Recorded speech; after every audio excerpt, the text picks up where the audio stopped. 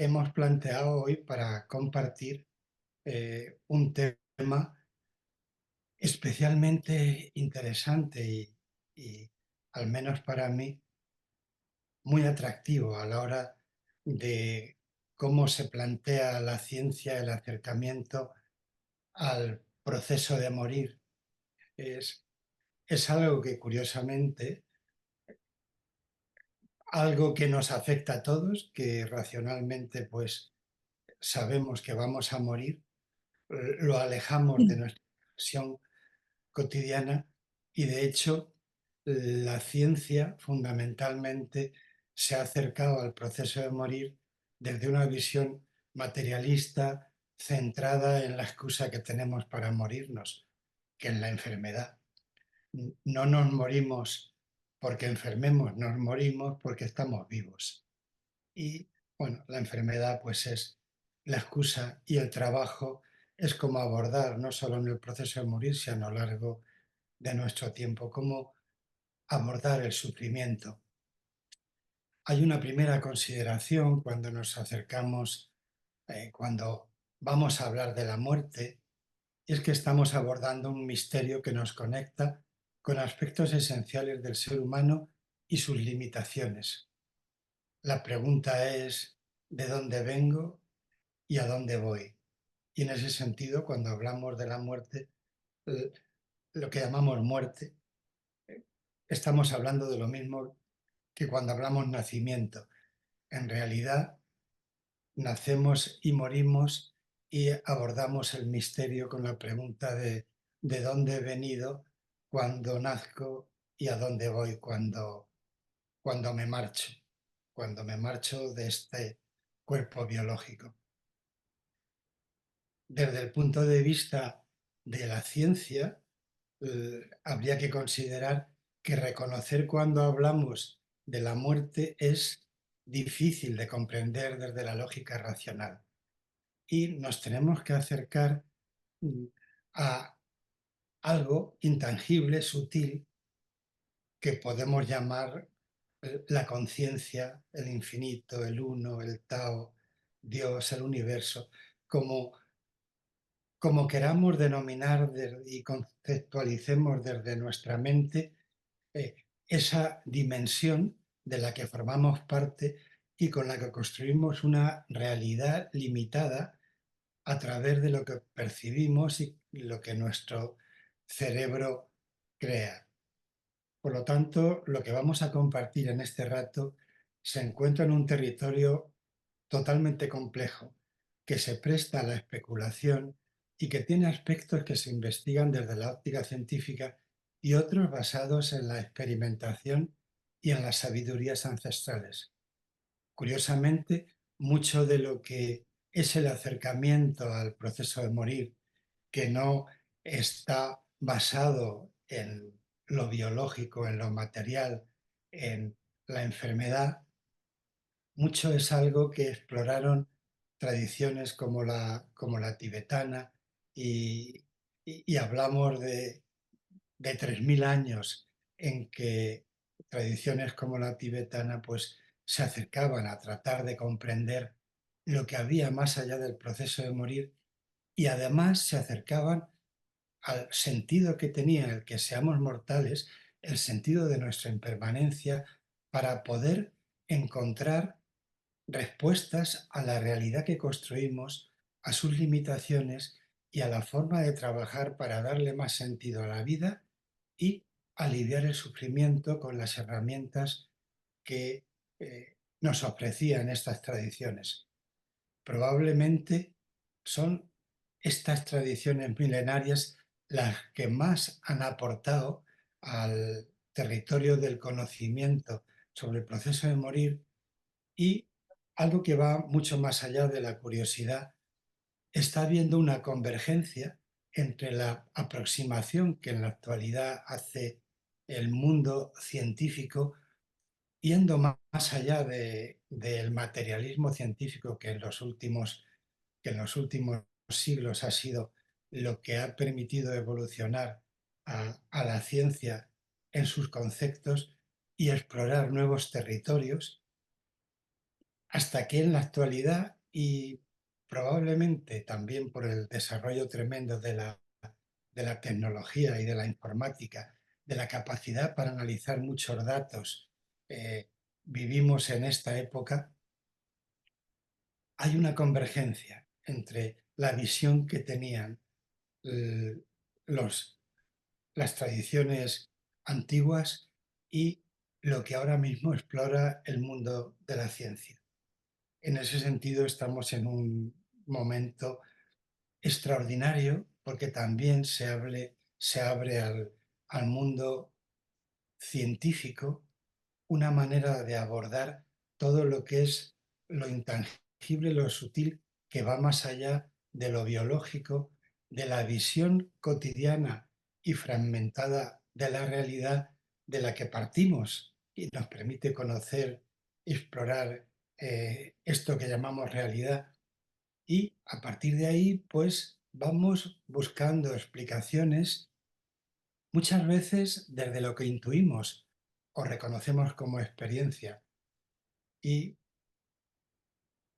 en este tiempo, pues estamos haciendo probablemente un viaje desde lo tangible a lo intangible cuando lo abordamos desde la ciencia y al revés, desde lo intangible a lo intangible cuando lo abordamos desde una conciencia o una mente abierta con lo que tenemos.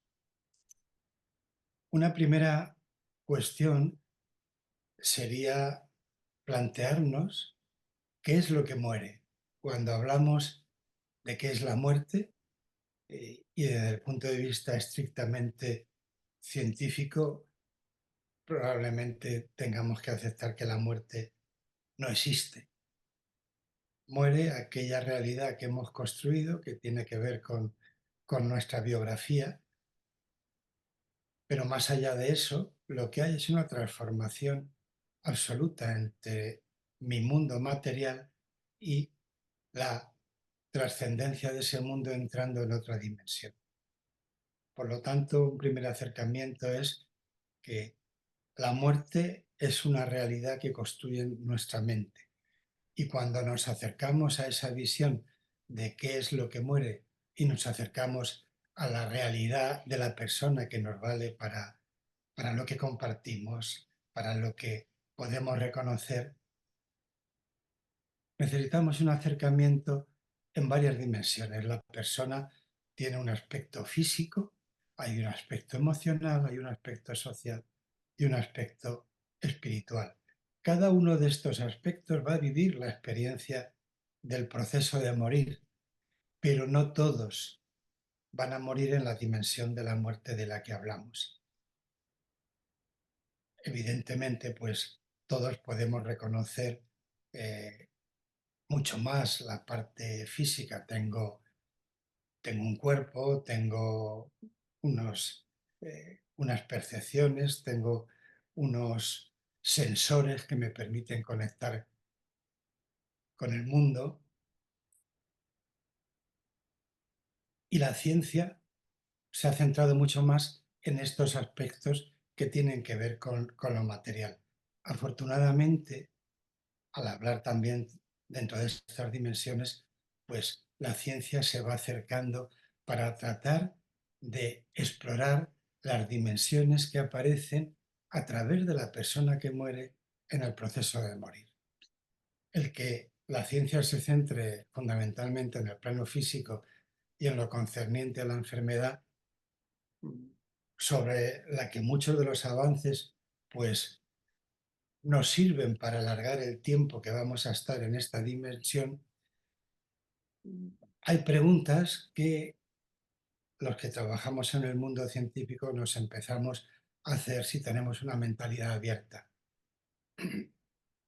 Por ejemplo, que la ciencia debe ser la búsqueda para explicar nuevos misterios en lugar de seguir con los viejos conceptos.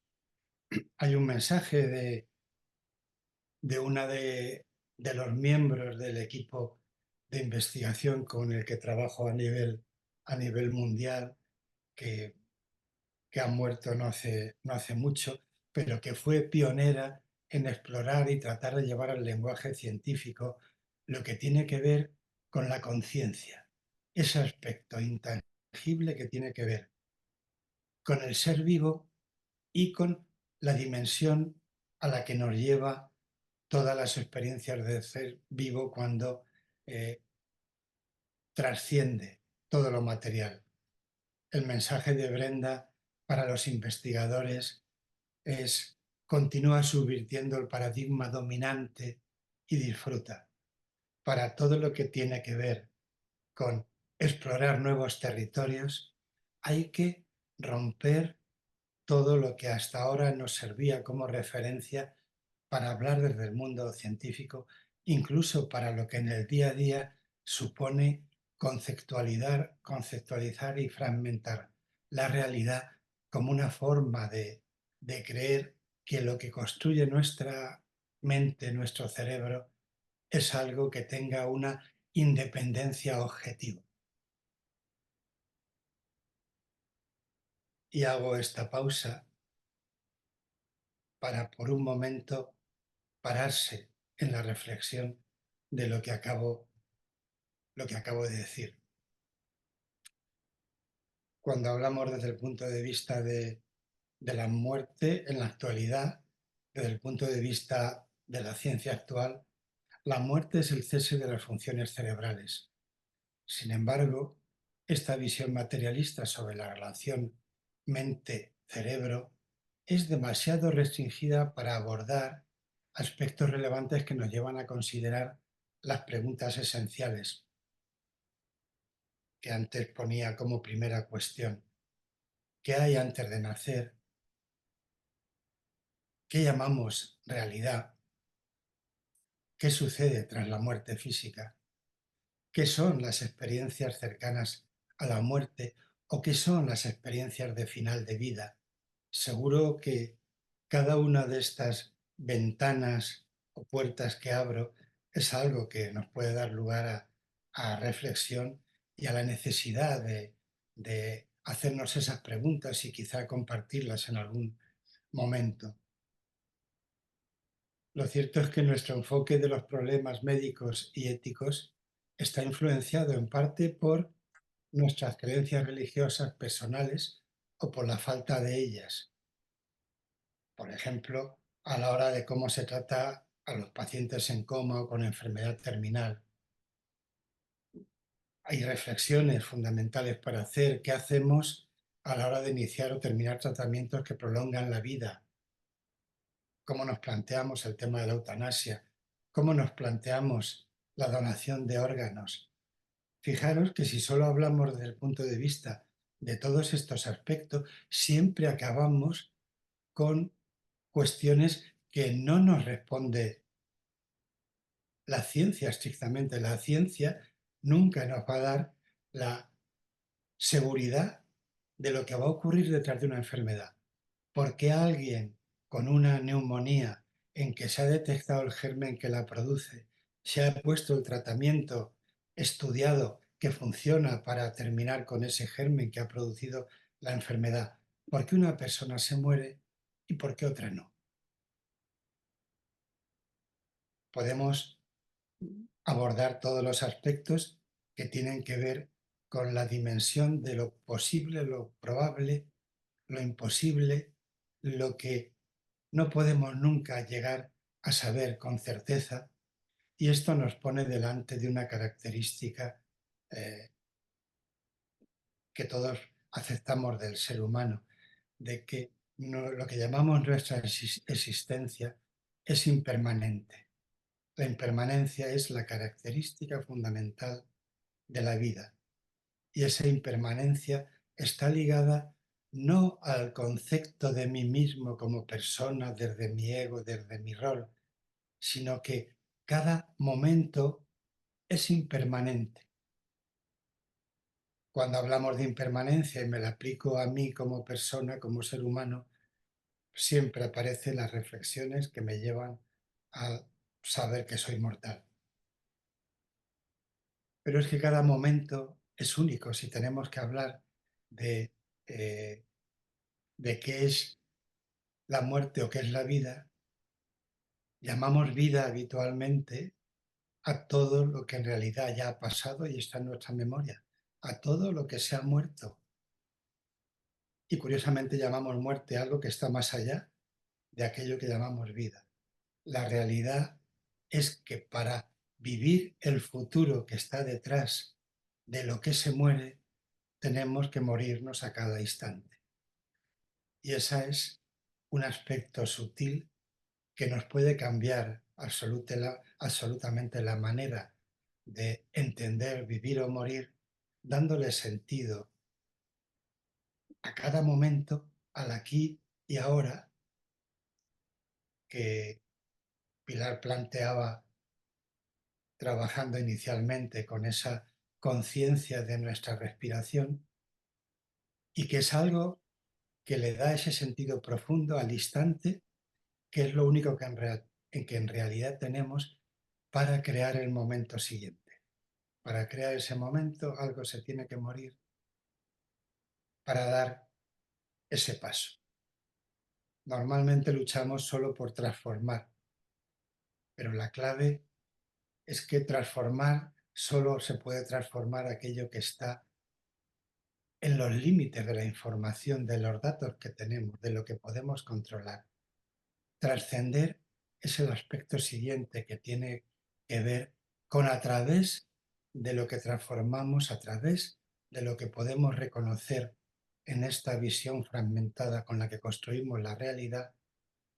Trascenderlo significa ir a lo profundo, a lo esencial, a lo que es la esencia de todo, que además va a ser lo que en un momento sea inmortal.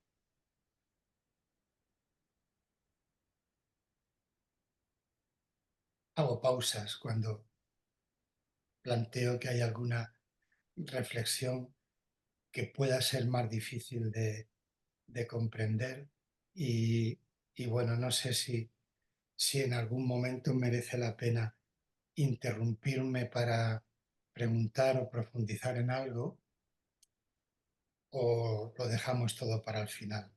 Yo no tengo ningún problema en perder el hilo y retomarlo por donde sea para compartir algo así. Hay cosas que nos han ayudado mucho a conocer todos estos aspectos de los que voy hablando.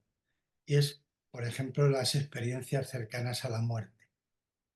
Pueden ser de una gran importancia práctica para los profesionales sanitarios y para los pacientes moribundos y sus familiares, ya que todos ellos deben ser conscientes de experiencias extraordinarias durante el paro cardíaco, en el coma, en torno al lecho de muerte y en el momento de morir o incluso después de la muerte. Hay algunos de estos aspectos que estamos haciendo investigación desde el punto de vista metodológicamente científico, con el equipo con el que trabajo, para tratar de abordar todos estos aspectos que, que son una manera de acercarse transgresora, porque en nuestro equipo pues hemos puesto el primer proyecto en el mundo que se hace para investigar lo que sucede en personas que mueren en UCI. En concreto, cómo se manifiesta la conciencia durante el proceso de morir, antes y después, a la hora de modificar la materia, con unos dispositivos que han desarrollado nuestro equipo de ingenieros para estudiar estos aspectos. Todo esto que tratamos de llevar al lenguaje científico, curiosamente, ya lo habían respondido los sabios de hace 3000 años. Ya sabían cómo funcionaba y habían construido una serie de respuestas y una serie de herramientas para explorarlas. Ahora tenemos otros medios y tratamos desde ese conocimiento que tomamos de la sabiduría tradicional, cómo podemos tratar de hacer demostraciones de que hay algo más allá del proceso de morir en quien muere y ver además cómo se pueden manifestar mm, con los proyectos de investigación que estamos haciendo. Hay algunas cuestiones que cuando nos acercamos a hablar del proceso de morir y eh, la ciencia, algunos términos a veces nos confunden, los empleamos de forma indistinta y quizá merezcan aclararse. ¿Cuál es el papel del cerebro y el papel que tiene, tanto en la vida como en el proceso de morir y en la conexión con lo que llamamos inconsciente o conciencia? ¿Cuál es el papel que juega la mente? ¿A qué llamamos conciencia con S y a qué llamamos conciencia sin S? Hay términos que incluso tenemos en la riqueza del castellano, del, que no existen en otras lenguas como el inglés y que son fundamentales. Conciencia con S o conciencia es algo que solo existe en español y que tiene unos matices que quizá merezca la pena tener en cuenta. Cuando hablamos del cerebro, que es cuando abordamos el tema de la muerte, pues es lo que la ciencia actual nos dice que es donde reside la vida y es lo que va a definir que alguien muera. El cerebro, si está muerto, pues es algo que, aunque haya órganos que tengan actividad, ya se supone que la persona se la puede dar por muerta y certificar su defunción.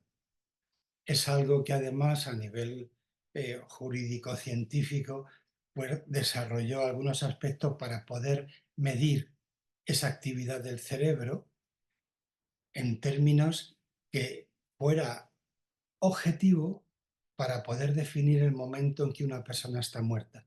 Se hizo en el momento en que se planteaba la donación de órganos para poder definir que alguien estaba muerto, puesto que anteriormente una persona se planteaba o se diagnosticaba su muerte cuando dejaba de latir su corazón o de tener respiración espontánea.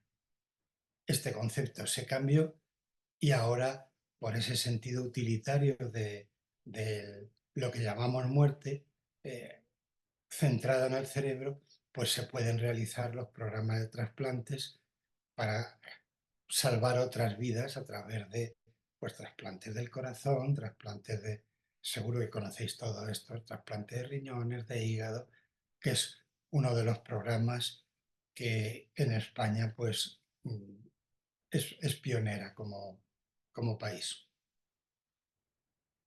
¿Dónde está el otro papel del que hablamos cuando tratamos del cerebro y que es más sutil?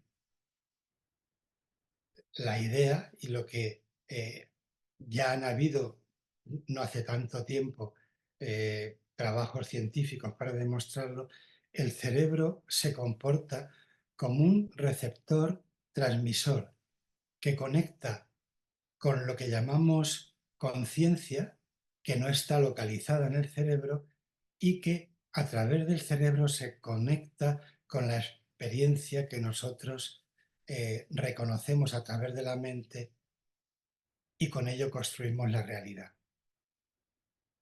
Por lo tanto, el cerebro tiene una función distinta que ser solamente el lugar donde se genera la vida, sino que es alguien que conecta este mundo de esta dimensión que llamamos realidad con una dimensión no dual que está en un espacio intangible y del que nosotros solo conocemos fragmentos muy concretos con lo que construimos la realidad. No sé si nos podemos perder en algo de lo que estoy diciendo. Miro caras del grupo y veo desde sonrisas comprensivas hasta miradas de a ver qué me están contando. Pero bueno, eh, insisto en algunos aspectos y el tema de que la conciencia no está localizada en el cerebro es algo que publicó por primera vez un médico holandés, Pim van Lommel, en el año 2000 y publicó un trabajo en el que demostraba que la conciencia no está localizada en el cerebro y este médico lo que hizo es estudiar las experiencias que tenían personas, él es cardiólogo, personas que habían tenido una parada cardíaca y se pudo demostrar que el cerebro había perdido toda su actividad, pero en ese tiempo, cuando tras medidas de reanimación y después de que el cerebro hubiera estado muerto durante un tiempo y volvía a tener actividad en esta dimensión, resulta que estas personas podían transmitir información de lo que su cerebro reconocía y que era imposible que fuera por las percepciones de los sentidos que tenemos funcionando habitualmente. Por lo tanto, hablaba de que con un cerebro muerto, cuando ese cerebro vuelve a tener actividad, vuelve a conectar con un lugar donde no podía haber estado funcionando en ese tiempo, pero podía otra vez conectar con la información que está colgada en ese lugar intangible para poderla transmitir en el lenguaje de esta realidad. En esta dimensión, todo lo que percibimos es a través del cerebro, que actúa como receptor emisor y con la mente como expresión de esa realidad. Aquí vuelvo a poner énfasis en esas dos maneras de acercarnos a las palabras que decía antes, a conciencia y conciencia.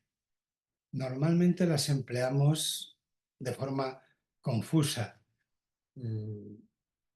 y hablamos de conciencia con algo que tiene a veces un contenido moral, un aspecto que tiene que ver con el darnos cuenta de las cosas y conciencia con ese es justo darnos cuenta y lo hacemos a través de la mente.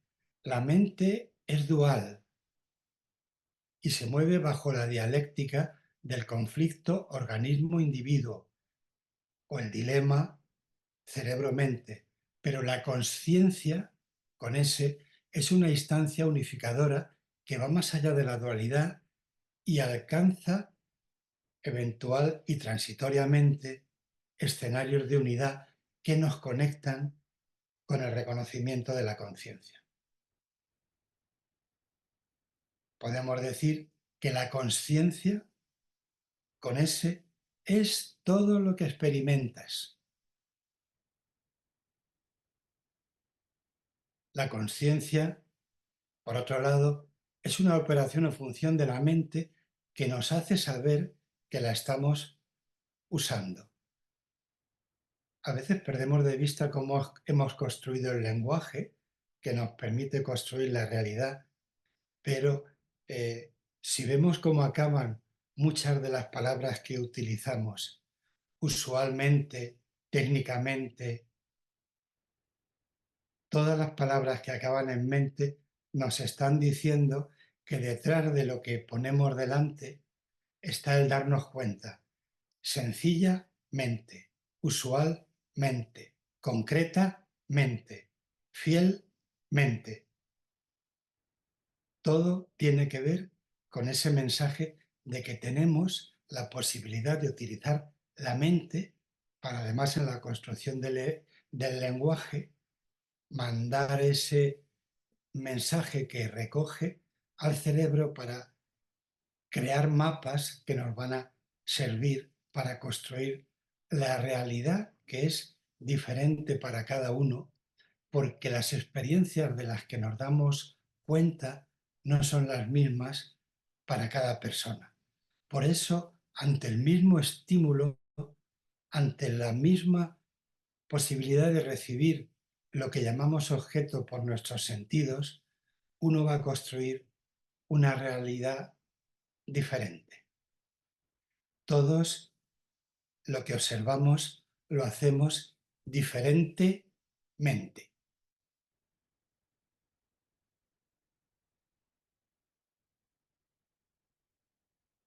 Nunca sé, sobre todo cuando hacemos estas cosas a través de un televisor, nunca sé en el lenguaje no verbal de los que expresáis si os llega o no os llega mis reflexiones o lo que yo trato de compartir, porque sé que algunas cosas en estos temas mm, no son, no son simples y necesita que nos acerquemos desde una apertura de mente, mucho más de cómo recibir las sensaciones que a veces tratar de racionalizar cualquiera de los comentarios que hago. Como además hago muchos, pues probablemente sea todavía más difícil llegar de verdad a captar los mensajes que trato de poner sobre este apartado de cómo funcionamos con la conciencia, que es donde trabaja la ciencia habitualmente. La conciencia, decir que es siempre subjetiva, no tiene nada que ver ni con la ética ni con la moral, y es un proceso personal donde uno es consciente de sus propios pensamientos, de su realidad interna. Se relaciona con el pensamiento y por lo tanto siempre está en constante cambio. Es un continuo que nunca se detiene, que siempre está procesando información atendiendo a estímulos. Asimismo, la conciencia también puede ser selectiva. En un momento dado, las personas podemos poner la atención en un aspecto interno o externo para separarla del resto de estímulos y tomar contacto con lo que nos interesa. La conciencia, por otro lado, la podemos ver, como decía antes, como una expresión de lo moral, pero fundamentalmente nos podemos acercar como expresión de lo intangible, de lo esencial. La conciencia no es accesible desde el plano material, solo podemos acceder a sus manifestaciones. Y esta es una cuestión importante. Cuando podemos entrar en contacto con eso que llamamos conciencia, solo podemos traducirlo a esta dimensión dual a través del lenguaje. Y eso solo nos permite acercarnos a un aspecto, a una visión fragmentada de la conciencia basada en esta dimensión dual en la que nos movemos. Lo conecto todo esto con la muerte. Morir es el proceso de transición entre estos dos niveles. Y ese es un elemento fundamental para comprender cuando hablaba de los elementos de transformación y de trascendencia. Al morir, pasamos de esta dimensión dual a una dimensión no dual, la conciencia plena. Siempre me gusta poner un ejemplo que a mí me sirve a la hora de acercarnos con una imagen a lo que es la conciencia y, y lo que somos como seres vivos y cómo actúa la conciencia. Podemos imaginar que la conciencia sería el agua infinita del océano, el agua del mar, y que nosotros somos agua flotando en el océano dentro de una botella. La visión que tenemos del agua, de esa conciencia, la vamos a ver a través de la botella en que estamos. Somos agua embotellada y somos agua que formamos parte de esa dimensión infinita que llamamos conciencia. Pero mientras estamos embotellados, solo vamos a acercarnos a verla o por el culo de la botella, o por el cuello, o por una de las paredes de la botella en que puede haber una etiqueta que además construye categorías en cuál es la calidad del agua que soy. Puedo ser agua de Lanjarón, puedo ser agua de un manantial, puedo tener un precio, puede ser agua buena, agua mala, pero todo lo que puedo, mientras estoy embotellado, es tener unas características que solo son un aspecto. La esencia de lo que soy es agua. Romper la botella es algo que cuando estás dentro, pues nos hace temer a que pierda aquello de lo que soy consciente. Y al mismo tiempo puedo acercarme intuitivamente a esa agua del océano que soy esencialmente. Morirse es romper la botella. Así de sencillo. Mientras estamos embotellados, todo lo que conocemos es lo que vemos a través de ese cristal. Y eso es como se construye la realidad mientras estás dentro de la botella. La desconexión de la conciencia, de lo que llamamos conciencia, está poco estudiada y muy mal comprendida. Se entiende más con el ejemplo del agua embotellada que desde el punto de vista científico, acercándonos a todos los estados mentales que hay durante el proceso de morir, la conciencia en el proceso de morir, y esto no suele ser atendido y mucho menos comprendido, fundamentalmente porque todo lo que quiere la ciencia es contar, medir y pesar aquellas cosas que suponen que haya un lenguaje real y que pueda reproducir cuando tenga las mismas características, las mismas condiciones para decir que esto es lo que ocurre. Dado que cada persona es distinta, cada persona se muere de una manera distinta y da igual que se muera por un cáncer, por un constipado, por el COVID, por un infarto, por un atropello. Cada persona tiene una relación diferente con esa transición que hay en el estado de mientras está viva y pasa a ese otro nivel. Pero, afortunadamente, pues algunos científicos hemos empezado a trabajar en esta aproximación para entender y llevar a ese lenguaje científico lo que significa consciencia y conciencia. En ese sentido, entendiendo que aquel espacio no dual a donde va nuestra esencia cuando morimos y que va a eso que llamamos conciencia, se empezó a investigar un proyecto que se llamó Conciencia Global. Se empezó en los años 70. Aquello avanzó muy despacio porque todo lo que es la capacidad de análisis informático no tenía unas características que permitieran manejar muchos datos, pero se comenzó a hacer esta aproximación. Y antes comentaba a Brenda Dune, que es quien puso en marcha, ella era psicóloga, y ella empezó a trabajar sobre aspectos de lo intangible. Y se pusieron en marcha unos dispositivos que lo que producían eran números aleatorios, eso es algo material, producción de ceros y unos, que es con lo que ahora nos arreglamos con los ordenadores, y se empezó a estudiar si lo que era aleatoriedad pura en la disposición de números aleatorios se modificaba con eventos globales que tenían un gran impacto emocional.